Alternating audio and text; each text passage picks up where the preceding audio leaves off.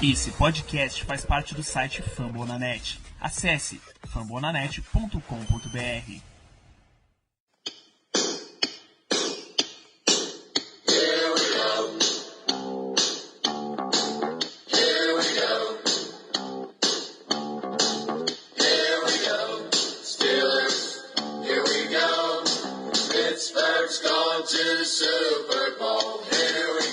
Muito bem, pessoal, com muito amor no coração pelo Pittsburgh Steelers, estamos começando mais um Black Yellow Brasil Podcast, o episódio 106, seu podcast falando dos Steelers para todo o Brasil, direto de fambonanet.com.br, do Spotify, Deezer, iTunes ou da sua carta de alforria, porque a gente ainda está falando de free agency, tá? Eu posso me dar o direito de repetir as piadas.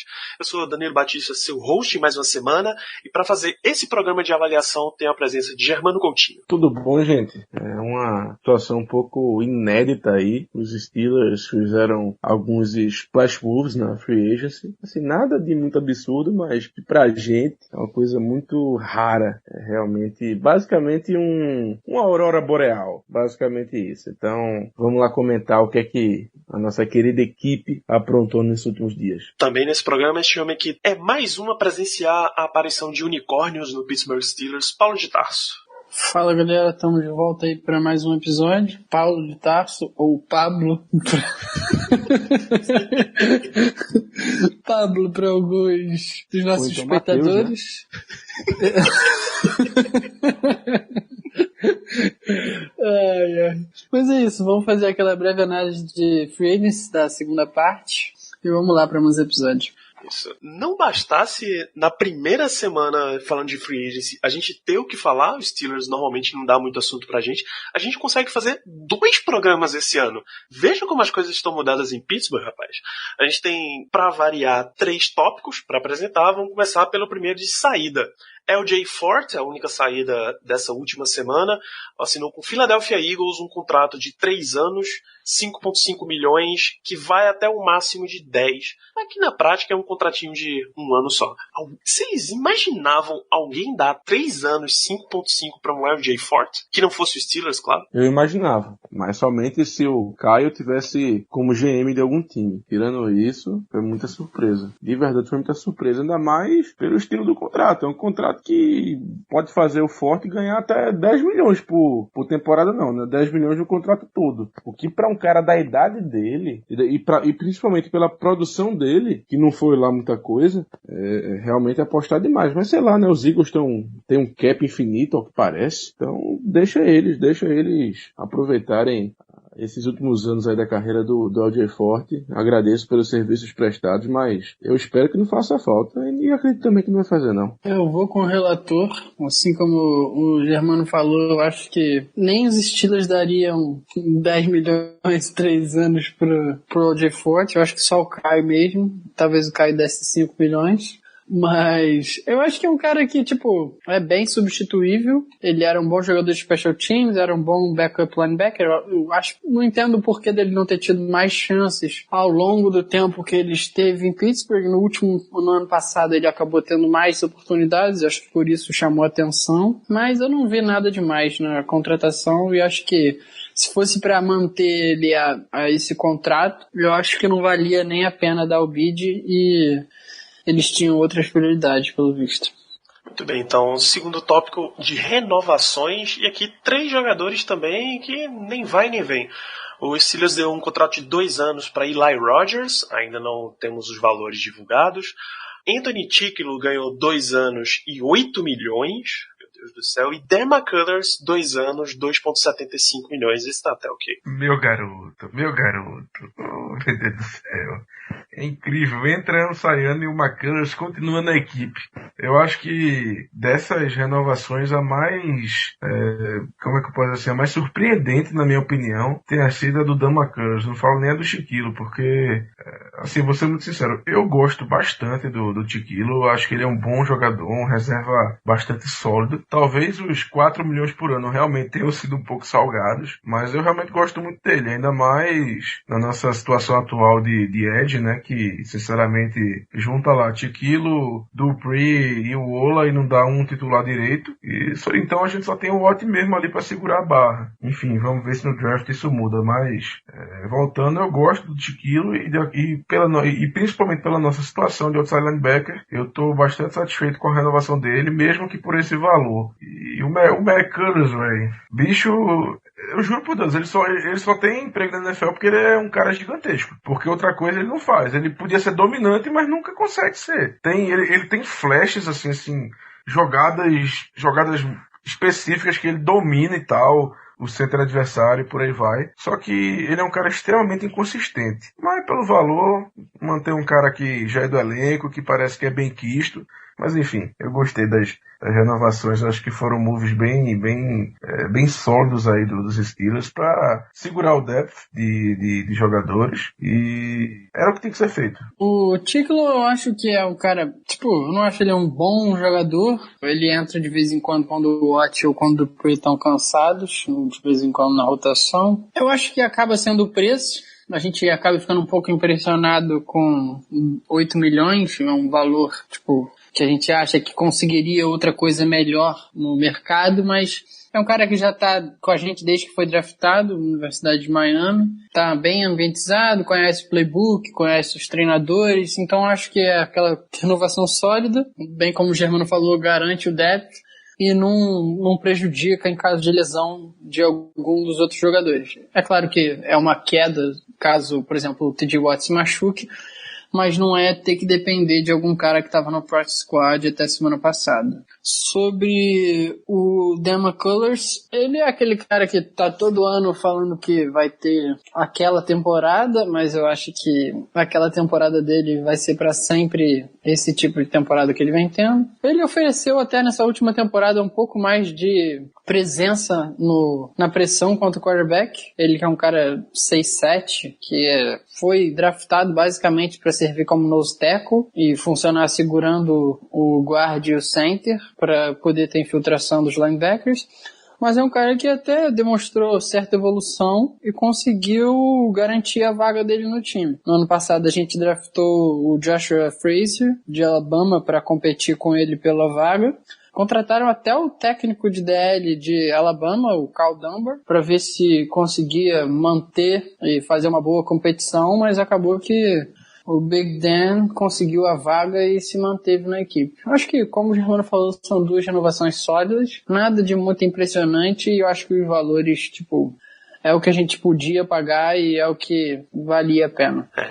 Eu particularmente tenho minhas restrições a estar gastando mais tempo com jogadores como o Eli Rogers. Assim, a gente, nesse momento, deve draftar mais um wide receiver em algum ponto entre dia 1 e dia 2 de draft. Então você tem Juju, Switzer, Washington e mais o wide receiver que a gente acabou de adicionar, que a gente comenta no próximo bloco. 4. Os dois mais embaixo, você podia dar uma... e um que vai ser draftado. Então, você tá dando um contrato de 2 anos pra Eli Rogers, você ter o wide receiver 6? Um cara que não tem lá grandes valores de special teams? Então, vamos ver isso aí, né? Mas a questão do Eli Rogers é muito mais por ele ter experiência no time, por ser um cara veterano. Porque a gente vai ter uma diferença muito grande de um ano para o outro, que é a perda do AB, que é basicamente top 3 da liga, para não dizer para não dizer o melhor da liga, né? Mas enfim, então eu acho que a equipe perderia demais com a saída do Eli Rogers nessa situação. Porque é um cara confiável, um cara que o Ben gosta, é um cara ali que já tem alguns anos com a equipe. Então, a renovação dele, na minha opinião, se deu muito mais pela saída do AB do que qualquer outro tipo de coisa. Eu sigo bem o que o Danilo falou. Que o Germano falou. Eu acho que o Ben é um quarterback que gosta bastante desses wide receivers que já estão há tempo na equipe e que ele confia. Uma prova disso é o jogo em que o Eli Rogers voltou de lesão. Ele teve, sei lá quantas recepções, ou no jogo que ele voltou, ou no segundo jogo, alguma coisa do gênero. Não foi ele que teve mais jardas no último jogo da temporada passada? Recordo. gente estava sem Anthony Brown. Sem Anthony Brown, né? Não me recordo perfeitamente, mas é bem possível. Eu sei que teve um jogo, acho que foi contra os Patriots, que ele alinhou no slot bastante tempo, a gente estava saindo quase sempre de empty set, sem nenhum running back, e ele recebeu muita bola. Ele é um cara que, de certa forma, tem boas rotas. Ele não é um cara excepcional, não queima ninguém down the field. Mas é aquele cara que pode receber aquelas trick plays, recebe aquelas bolas seguras, não costuma dropar passes.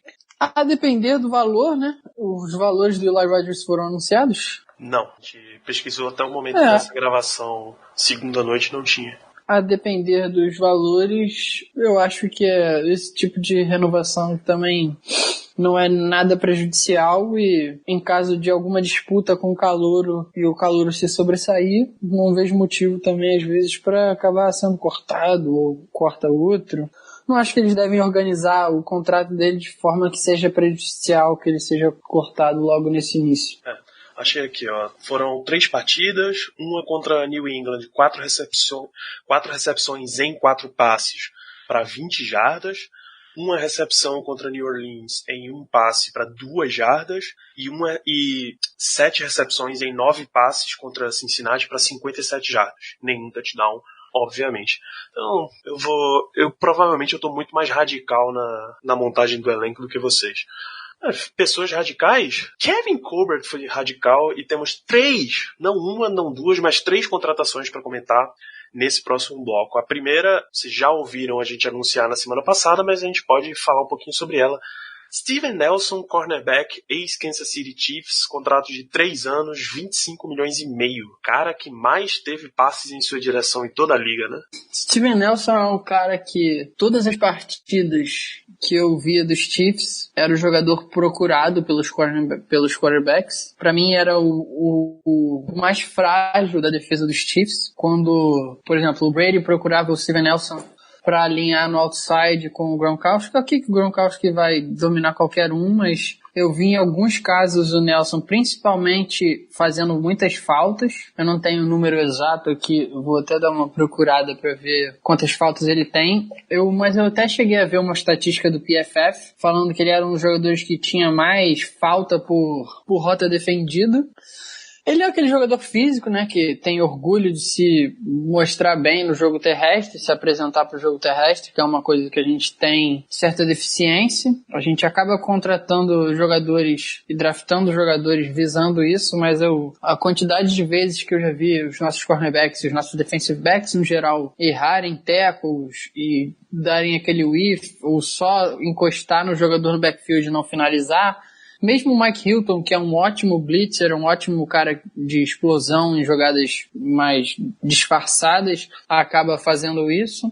Eu acho que é um contrato bem grande para um jogador que eu não acho que vale isso tudo. Acharia muito mais honesto procurar dar esse valor para o Ronald Darby, o cornerback ex-Bills e ex-Eagles, ou pro cornerback Bradley Roby, que agora fechou com os Texans e era dos Broncos. O Roby foi um jogador que a gente até chegou a buscar. Eles chegaram a fazer uma oferta, mas ele não queria fechar o contrato longo, ele queria fechar o contrato de 1 ano para poder retornar ao mercado no ano que vem, apostando em si mesmo. Eu acho que foi o mesmo caso, inclusive, do Darby, né? Acho que fechou o contrato de 1 ano também. O Darby fechou 1 ano também. Mas vindo de um ACL, eu acho que é mais esperado. Eu acho que o Darby, ele teve um ano... Até que ele, na outra temporada, ele vinha bem sólido. Ele vinha sendo um dos principais cornerbacks da liga, muitas interceptações. O Roby teve um ano um pouco pior, quando ele teve que assumir de fato a posição de cornerback 2 nos Broncos. Mas era um cara que eu gostava muito saindo de Ohio State, que tem habilidade física, que tem a produção recebendo, interceptando passes e desviando passes. E eu acho que a contratação do Steven Nelson é um dinheiro mal gasto, mas que, tendo em vista que a classe de cornerbacks no draft não é tão boa e eles provavelmente vão tentar focar na posição de inside linebacker, eles focaram em investir na posição de cornerback na free agency. Acho que na pessoa errada, gastando demais no jogador, Mas vamos ver se dá certo. Inicialmente, eu não gostei nem um pouco da contratação do Nelson, porque eu compartilho do mesmo entendimento e da mesma opinião que o Paulo, no sentido de que nos jogos, na verdade, do Kansas City Chiefs, o Nelson sempre era o cara que o quarterback buscava. Simples, e a gente sabe que quem o quarterback busca geralmente é o elo mais fraco da secundária. E isso era o Nelson, na visão dos quarterbacks adversários. Não me é surpresa que ele foi o cornerback mais, ele foi o cornerback que mais teve passes lançados em sua direção. Então, por isso, assim, só por isso você já nota que tem algo de errado. E aí quando você pensa que a defesa de Kansas City, especialmente a secundária, foi horrível pela maioria da temporada passada, aí tu fica ainda mais receoso, porque os Steelers resolveram contratar um cara de uma defesa ruim que teve 1000 passes lançados em sua direção, e aí você fica sem entender, porque a gente deu um contrato de 3 anos e 25 milhões e meio, que inclusive é o recorde da franquia para free agents. Então, de primeira mão você não entende. Só que aí quando você vai analisar os números, você consegue ao menos tentar entender o porquê o front office fez isso. O Nelson teve 4 interceptações na temporada passada, que foi a primeira temporada que ele realmente começou a atuar como outside cornerback. Então, número esse, na verdade, que foi metade do que a gente teve no total, né? Interceptações da defesa. Então, com certeza, que foram 8. Então, com certeza, o pensamento do coaching staff era trazer alguém para melhorar essa questão de turnover. Então, assim, depois de me acalmar um pouco, depois de realmente olhar a contratação,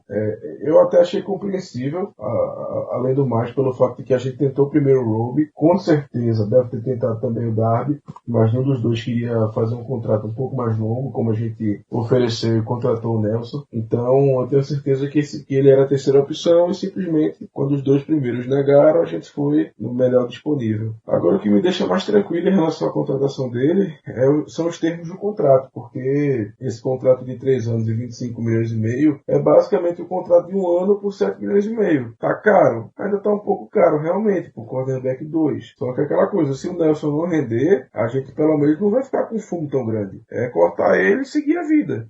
O contrato basicamente tem média de 7 milhões e meio por ano, em 2020, que seria o último ano de contrato. Não, 2021, se eu não estou enganado, que seria o último ano de contrato. Ele tem um roster bônus, que é um bônus que se dá se o jogador permanecer no roster de 53, de 3 milhões. Então, assim, em vez de 8 milhões e meio por ano, a realidade é que o contrato, em média, fica por 7,5. E no último ano ele tem a possibilidade de ganhar esses 3 milhões que faltavam. Então, é uma verdadeira aposta do front office, e depois disso tudo, depois de ver principalmente os termos do contrato, eu não posso reclamar tanto não. Curioso. Eu achei a contratação bem ruinzinha, cara. Se é pra... Eu não sei, provavelmente nomes. Se era pra contratar o cara que tomou tanta pancada moral durante a temporada, eu acho que nesse ponto dava pra investir mais embaixo. Eu sei que o Steelers precisa dar algumas demonstrações de força nessa off-season para mostrar que não é uma franquia destruída após perder o Antonio Brown e o Le'Veon Bell, mas eu acho que Steven Nelson em si, mesmo sendo a terceira opção e tal, não é lá o nome que eu iria, não. A primeira interceptação da carreira dele veio nessa temporada e foi naquele fatídico passe em que o saudoso Blake Bortles, agora um Los Angeles Ram, para os que não estão cientes ainda, nessa segunda-feira o Blake Bortles assinou com os Rams. O passe que o Blake Bortles tentou dar e ele acerta a cabeça do Adrian Kern, eu acho, se eu não me engano, que é o offensive guard dos Jaguars. A bola bate na cabeça do guard e cai no colo do Steven Nelson. Essa foi a primeira interceptação da carreira dele. Ele terminou o ano aqui, eu estou com os dados. Jogou 16 jogos, foi titular no 16. Terminou com 68 tackles, uma boa marca. Mas uma boa marca para também quem cede muitas recepções. Teve 15 passes defendidos, também um resultado dessa quantidade, desse volume grande de passes lançados em sua direção, e 4 interceptações. Pois é, momentos difíceis. No lado exatamente oposto da bola, o Steelers contratou um wide receiver. Dante Moncrief, ex-Indianapolis Colts, ex-Jacksonville Jaguars, contrato de 2 anos, e incrivelmente ainda não saíram os valores, ainda não vazaram informações de valores do Moncrief.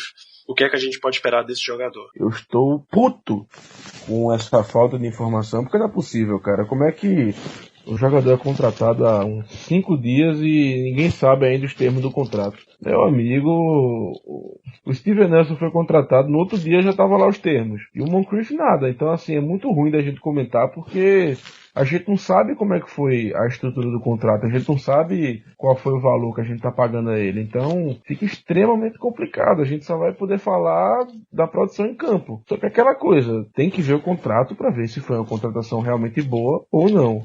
Mas, enfim, passando essa questão financeira... Peraí, antes de você passar a questão financeira, quanto você daria e não acharia que seria um valor ruim? Por 2 anos? Isso. Até 5 milhões. Até 5 milhões total. Não, 10 no caso, né? 10 por 2, 5 por ano. No máximo. Isso eu só tô levando em consideração porque o Juju tá no contrato de calouro. Claro. Provavelmente o número 1, 2, 3 e 4. Juju, Washington, um novo draftado e Ryan Switzer. Todos estão em contrato de calor. Então, realmente é uma unidade baratíssima, né? Assim, eu gosto do Moncrief. O Moncrief foi escolha de 3ª rodada em 2014. Eu lembro muito bem porque eu gostava muito dele lá em Ole Miss. Era um cara que eu queria que viesse pros Steelers. Era naquela época que o Big Ben tava batendo o punho na mesa, pedindo um wide receiver alto. E eu lembro que chegando no final do 3º round, o último não, né? Que teve o Martavão, que foi a escolha de 4ª rodada, mas um dos últimos wide receivers realmente altos, assim, que tinha no draft era o Moncrief. Eu tava querendo muito que ele viesse pra gente, mas aí o Kevin Colbert e Cia tiveram a brilhante ideia de draftar o Dre Archer, que eu prefiro nem lembrar muito, mas antes do Moncrief, ele acabou não vindo. Mas eu gostava muito dele naquela época, e assim, as notícias que eu tenho, as informações que eu tenho de amigos meus que torcem pro Colts, enfim, é que ele é um jogador bom, porém que é um jogador preguiçoso. Pelo menos ele era assim na época de Colts. Então, eu acho que é um cara que tem tudo pra render. Afinal de contas, ele não vai ser o wide receiver 1 do time, não vai ser nem o 2, e muito provavelmente vai disputar a posição de 3 lá. É um cara que pode atuar, acho que em todas as posições lá do ataque, assim, de um wide receiver, X, Y, Z, tudo que você imaginar. E aquele cara que faz tudo. Eu não acho que ele seja um wide receiver espetacular, mas eu acho que é um cara bastante sólido, um cara com 5 anos de experiência na liga, o que os nossos outros wide receivers não têm, né? O DHB agora é free agent, não reassinou, então ele basicamente vai ser o cara mais experiente, não idade, porque ele tem 25 e o Larry Rodgers tem 26, mas em questão de temporadas, eu acredito que o Moncrief esteja na liderança. Então, gostei da contratação, gostei, ainda mais pelo fato de que nos abre bastante possibilidade do draft, tanto a dele como a do Steven Nelson nos abre bastante possibilidade de escolha, tanto no primeiro como no segundo e terceiro round. Então eu dou ponto positivo aí pro front office nessa contratação, apesar de não saber os valores, né? Se eles me inventarem 8 milhões por ano, eu mesmo vou botar o dedo na cara do Kevin Colbert e dizer que ele é um idiota, mas enfim. Bem, eu vou começar comentando também o que eu imagino de valores, o que eu daria de valores para manter uma mesma ordem do que o Germano falou. Eu dando uma olhada aqui nos valores de contrato dele que ele assinou no ano passado com os Jaguars, ele assinou por 1 ano, 9,6 milhões, contrato totalmente garantido. Ele não vinha de uma temporada boa, ele tinha perdido boa parte da temporada por conta de lesão, tinha 26 recepções só em 2017. Mesmo assim conseguiu esse bom contrato. Acho que ele foi o melhor wide receiver dos Jaguars no ano passado, jogando naquela situação terrível de ter que receber passes de Blake Bortles, Cody Kessler e etc. Ele terminou o ano com 48 recepções, 670 jardas e 3 touchdowns, uma marca até razoável para quem teve que lidar com isso. E eu acho que ele não sai por menos de 6 milhões e meio. Eu tenho essa impressão de que o contrato deve ser, eles anunciaram aí 2 anos, eu acho que 13 milhões pelo menos é o que ele deve sair.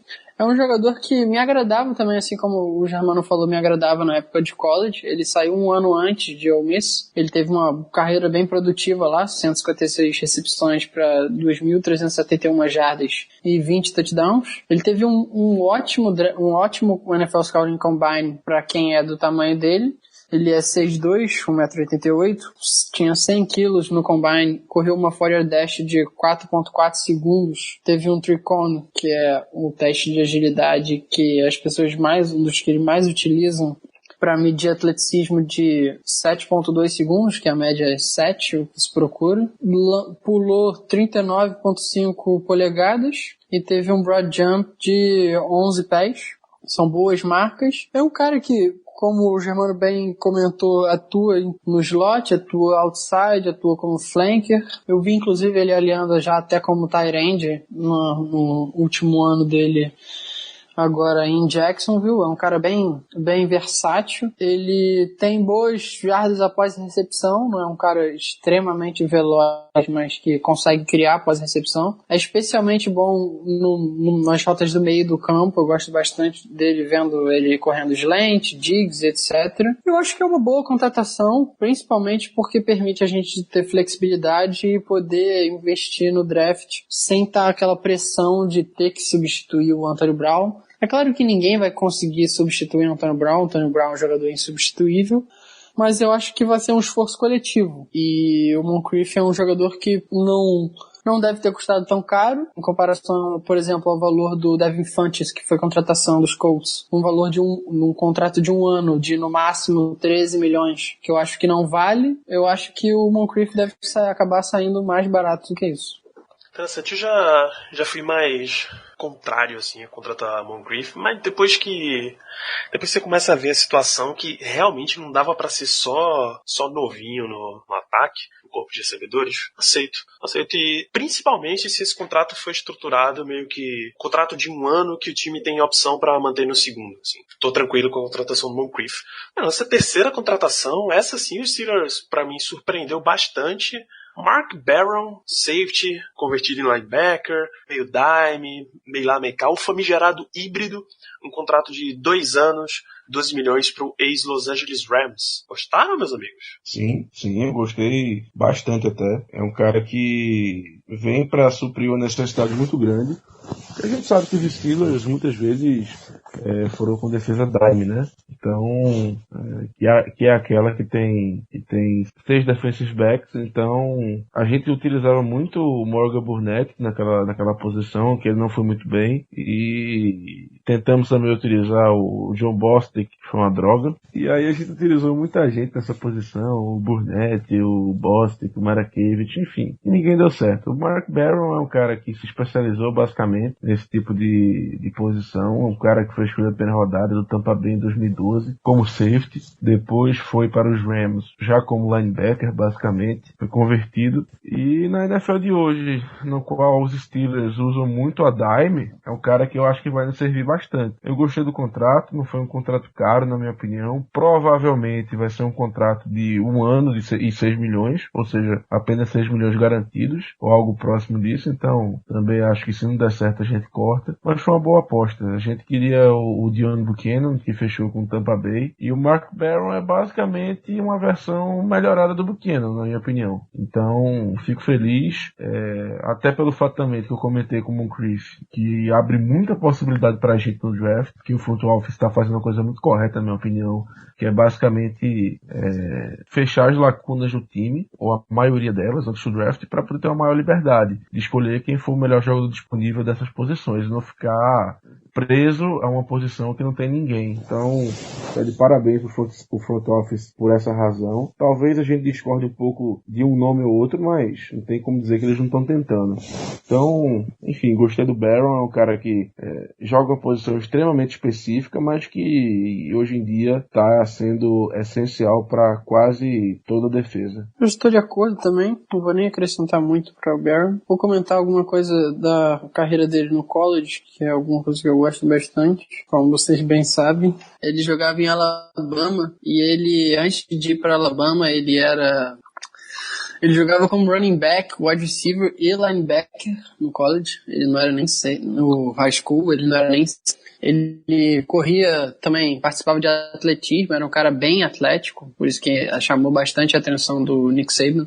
Ganhou 2 BCS em Alabama, foi First Team All-American. Ele não foi muito bem, ele foi escolha de primeiro round dos Bucks. Eu não lembro qual foi a escolha, mas acho que foi bem cedo no draft. Ele era um cara que box safety tradicional lá em Tampa, mas que não conseguiu se firmar tanto. Acho que ele acabou trocado 2 anos depois para Los Angeles.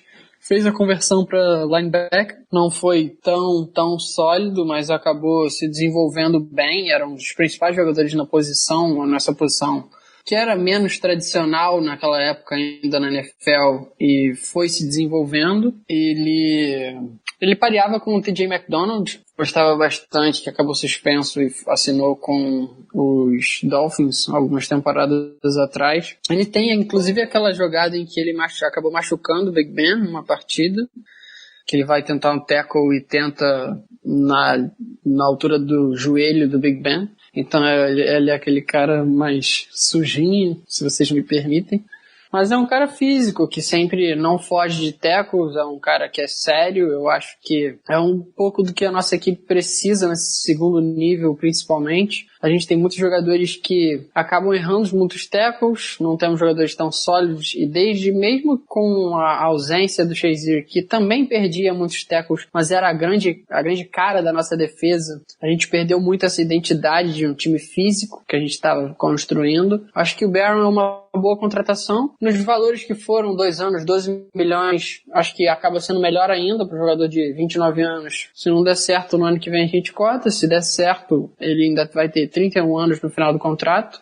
Então acho que é uma boa aposta, principalmente pelo fato de a gente ter tentado com o Morgan Burnett na temporada passada e não ter dado certo. Permitir a gente ter mais flexibilidade no draft e poder apostar na posição sem ser em rounds altos, sem ter que dar reach. É isso, pra mim, a chave dessa contratação, das 3, na verdade, do Nelson, Moncrief e Barron, tá em flexibilidade.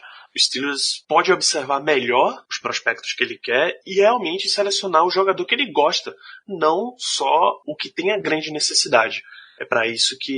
É isso que general managers inteligentes fazem. Para quem estava esculhambando tanto Kevin Colbert recentemente, acho que até deu para aliviar, né? Pra gente ir encaminhando o final deste programa, gostaria de pedir 2 coisas para vocês, meus amigos. A primeira é, claro, as considerações finais, e a segunda é uma pergunta. Ainda tem alguma posição que vocês acham que o Steelers vá atrás? Ainda que vocês adicionariam na free agency antes de ir no draft? Germano? Bom, respondendo a pergunta primeiramente, acredito eu que sim, talvez o front office queira contratar um tight end bloqueador. Apesar dos tight ends nessa off-season estarem recebendo contratos bastante lucrativos e tight ends que a gente sabe que não são nada demais, com certeza deve sobrar algum cara mais veterano. A gente recebeu uma visita recentemente de um cara aí que era de Jacksonville, que eu esqueci o nome dele. Na verdade, nem que eu esqueci, porque eu não sei falar o nome dele, que é o O'Shaughnessy, isso aí. Danilo, você é um mito poliglota. Enfim, esse cara. Então, eu não duvidaria da gente trazer um cara aí pelo vet mínimo, um tight end bloqueador, mas outra posição eu acho bastante difícil. Também não sei como é que tá a situação do cap. Afinal de contas, o Moncrief não teve os valores divulgados ainda, né? Mas se for para trazer alguém, deve ser um tight end no vet mínimo e só. Ou seja, torcedores, tirem o cavalinho da chuva. Justin Houston não vem. Podem ficar tranquilos quanto a isso, que não vem não. E quanto a considerações finais, rapaz, eu tô até surpreso com o front office. Eu não esperava tantas contratações, mas no final de tudo eu dou uma nota positiva por tudo que eu falei no programa, e principalmente pelo fato de que a gente vai pro draft agora podendo escolher basicamente qualquer uma das 5 posições que a gente tem mais necessidade, ou seja, ILB, cornerback, OLB, tight end e wide receiver. Eu sinceramente não me surpreenderia de mais nada. Talvez um tight end no primeiro round, mas tirando isso, qualquer outra escolha não me deixaria mais surpreso. Até a contratação do Mark Barron, eu tinha certeza que ia vir ILB no primeiro, mas depois dessa contratação, eu agora não sei de mais nada. Eu acho que vai vir realmente um BPA bonito ali. E não posso reclamar, não. Paulo de Tarso, você acha que ainda vem mais alguma contratação para os Steelers? Pode ser só a posição, não precisa ser nome, e as suas considerações finais. Assim como o Germano falou, eu acho bem difícil vir alguma outra contratação. No máximo, se desse uma reviravolta muito grande no front office e eles desistissem do contrato do Pre, eu não sei nem se eles podem fazer isso, eu acho que a option não é garantida, a não ser em caso de lesão, mas não sei como é que isso abriria o cap para poder adicionar um veterano, mas eu acho que é uma possibilidade muito remota. É um jogador que eu gostaria bastante, que acrescentaria e seria uma presença positiva, principalmente na evolução do TJ Watt, um cara que é muito bom no jogo terrestre, na cobertura e principalmente indo atrás do quarterback. Ele teve aquela temporada que ele quase quebrou o recorde do Michael Strahan. Vou deixar um pouco o pessoal com esse gostinho na boca, mas sempre lembrar que eu acho que é bem difícil dessa contratação acontecer, principalmente pela ainda idade não tão avançada do Houston e o fato dele ter certo mercado na NFL, tá querendo o lugar perfeito para terminar a carreira, para ganhar dinheiro e talvez ganhar um anel. Eu diria que talvez um Tyrande bloqueador estilo Matt Spaeth, alguma coisa desse sentido, que a gente tem presença de um jogador desse gênero no nosso elenco. Não espantaria se a gente trouxesse algum Tyrande bloqueador, mas eu acho que a gente foi bem no geral. Eu diria que foi uma contratação ruim, uma contratação boa e uma contratação boa, então a gente acaba saindo num saldo positivo de 2-1 na minha conta. Acho que as peças que a gente perdeu não são peças que são insubstituíveis. A gente perdeu, claro, o Antonio Brown, mas não foi na free agency em si, ele forçou basicamente uma free agency, ele criou um momento para ele. Mas acho que o Bell era um jogador que já veio sendo bem substituído por jogadores que não são do calibre dele, mas que tiveram boa produção e talvez até melhor em alguns sentidos, pelos que as estatísticas nos mostraram no último ano. Acho que foi um bom ano, um ano atípico do nosso front office. Acho que um ano só não foi tão atípico quanto o ano do Green Bay Packers, que investiu milhões em jogadores nessa free agency, algo que, assim como os Steelers, não era nada comum. Mas vamos lá, eu acho que agora é apostar no draft, fazer uma avaliação boa dos jogadores. A gente aí nas próximas semanas já vai começar a abordar bastante draft, eu sei que vocês estão ansiosos e a gente tem bastante conteúdo para liberar aí para vocês. E é isso. Muito bem, só para questão de contratação, ainda tem uma possibilidade da gente trazer jogadores. Ela se chama renovação, reestruturação de contrato de Ben Roethlisberger. Se o Steelers quiser realmente abrir mais um tequinho de cap, é aí onde está a chave do sucesso. Porém, estamos na beirolinha de acabar o nosso salary cap, assim como nesse nosso programa. Então, como o Steelers está em torno de uns 5 milhões de salary cap, você vai dar uma estrela lá no iTunes para cada milhão que a gente tem no salary cap. Olha que bonito. Além disso, você vai deixar o seu comentário lá, seja elogioso, tá? Eleve a nossa moral. Segue lá no Spotify, busca Black Yellow Brasil, clica lá para seguir, é muito importante para a gente subir cada vez mais nos rankings. Segue também no Instagram e no Twitter, @BlackYellowBR, para acompanhar as notícias dos Steelers em tempo quase real, no mais real possível. A gente volta rapidinho mesmo, o próximo programa a gente já vai começar a falar do draft, a não ser que o Steelers jogue outras bombas como essas que ele jogou agora. Um grande abraço a todos vocês e até a próxima. Yeah, you know what it is. Black and yellow, black and yellow, black and yellow, black and yellow. Yeah, you know what it is. Black and yellow, black and yellow, black and yellow, black and yellow.